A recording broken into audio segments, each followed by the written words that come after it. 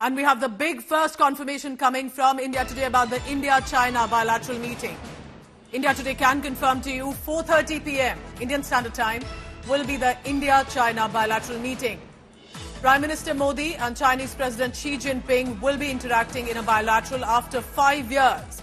That meeting is going to take place. Remember, there have been meetings that have happened earlier as well, specifically in the kind of group conferences, summit, there have been photo ops. But to sit together, especially after the talks have happened about the line of actual control, about a phased disengagement, so that's why this is a big meeting. Since 2020 and after the Galwan clash, where there have been casualties reported both of Indian and Chinese troops in Galwan, and the kind of incursions we have seen by China along the line of actual control, tensions had prevailed. In fact, it had escalated in the past few years. Despite Corps Commander level talks happening at multiple occasions, there doesn't seem to be a certain tension that was coming down.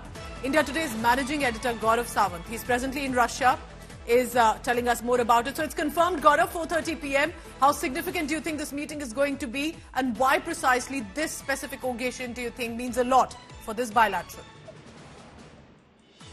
It's a very crucial bilateral summit, the meeting that will happen between Prime Minister Narendra Modi and the Chinese President Xi Jinping. It's likely to take place this afternoon after the inauguration of the BRICS summit and before Prime Minister Narendra Modi in planes for returning to India. We're told that there's approximately 40 minutes for this meeting. It could go on, of course, longer depending on what the two leaders interact and talk about.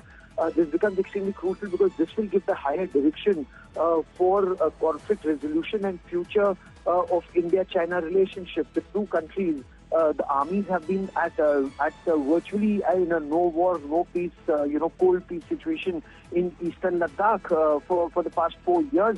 You'd recall after the earlier BRICS meeting in Xiamen in 2017, after the proclaimed standoff, yes, the disengagement had happened after 70 days. And that was just before the BRICS summit. So here also, there is a disengagement that is taking place in the remaining two friction points at Depsang and Demchok ahead of this summit.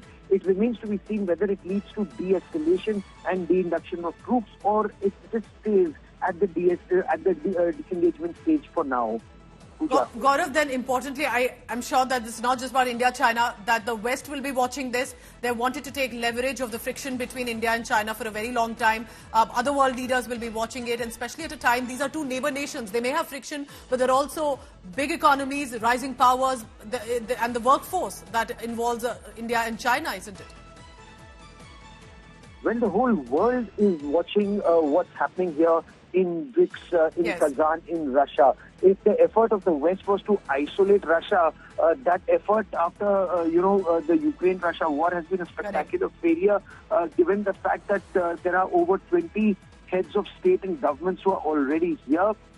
There are several other countries that want to be a part of the BRICS family. There are new additions, including Ethiopia and Egypt and Iran and United Arab Emirates, and Saudi Arabia also wants to join. There are several other countries that are very keen to join the BRICS grouping.